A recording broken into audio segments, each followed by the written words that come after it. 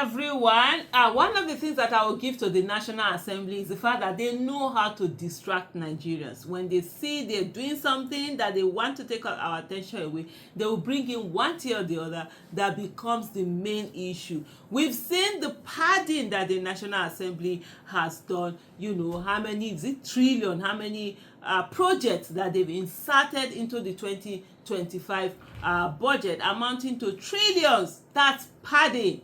And that's the reason why I have said a lot of times, where are we? What are we doing to send people to the National Assembly? But anyway, this video is not about that. It's about the thing they have thrown on ground now to distract us, which is compulsory voting.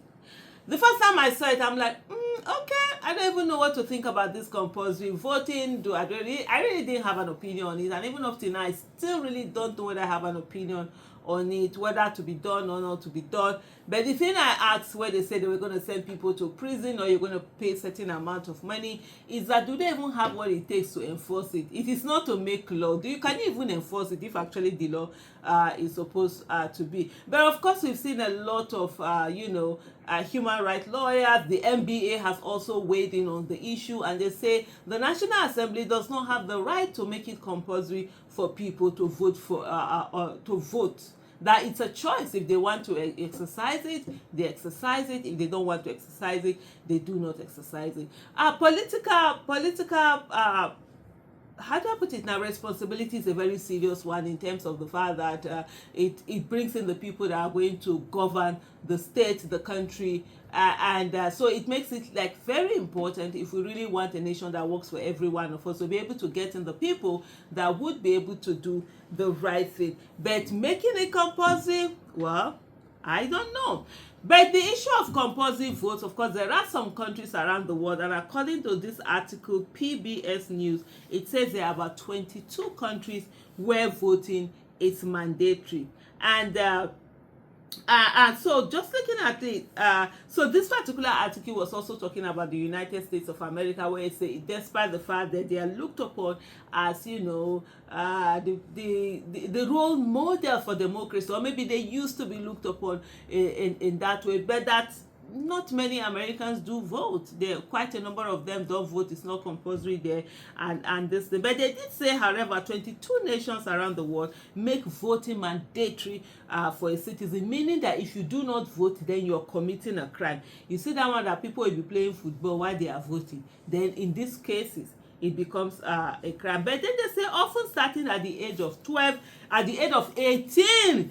Rather, oh my goodness, what was I thinking when I say 12? At the age of 18, rather, that it makes it that you have to vote. Several of these countries are in Latin America, with a handful allowing citizens to age out of compulsory voting by as early as 65 years. So when you're 65 years, so some of them are like, okay, it's no longer compulsory for you, because hey, at 65 years, what's the business with what is happening in the world? You're on your way out. You're checking out, right? You don't have to be making decisions for those who are checking in. But the irony of life is those people that are checking out, that literally have nothing to lose. They are the ones that are always at that polling unit. They are voting. While as the Gen Z, Gen Alpha, Gen Kiniko, the 20-something-year-old will be snoring at home and playing their games. So some of the countries that have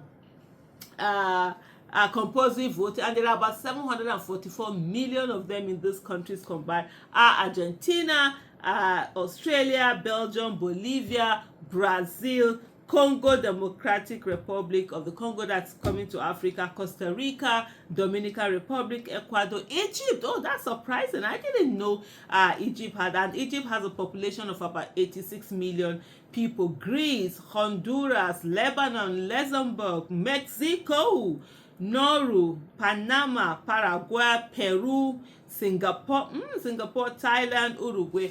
I used to think Australia had, but I'm not saying it here. Maybe I was mistaken. And most of this country all have 18 years, except for Lebanon, which has 21 years. Mexico, there's another country here. Is it Nauru? I've never heard of that country. It has 20 years.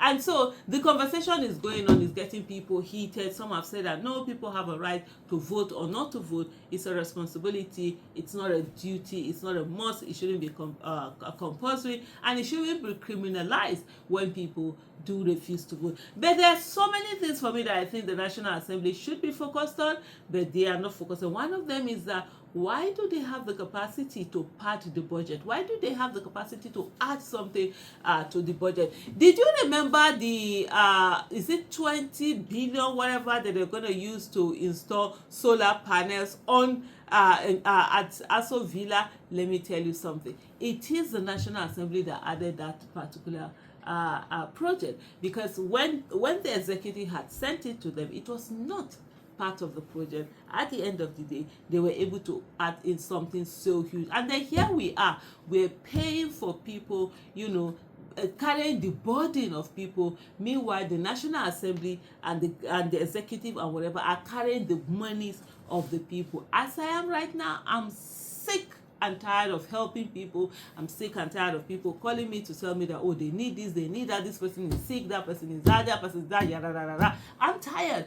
See what they're doing with your money, our collective wealth. Some people have taken it over, they've taken it on, and that's what, they are eating anyhow. Meanwhile, you're just sitting down here doing nothing while we watch them do all of this. But at the end of the day, for me, like I said earlier in the tweet that I made, is that, look, we must send those people to National Assembly. We must look for people with competence, character, capacity, people who are patriotic, people who are courageous, that can stand gidigba for the nation, and send them to the National Assembly. If we have at least 300 of such people at the National Assembly, it won't be easy for anyone to just come and just begin to want to pad budget. Even if people come to pad, they're going to see people who are going to stand and say, not on my watch, you're not going to get this done on my watch, you're not going to shortchange Nigeria. And I think at this moment, every one of us, please don't think that nothing is being done. We are doing something. We also need you to help us do something. You need to look at your area. You need to look at where you are.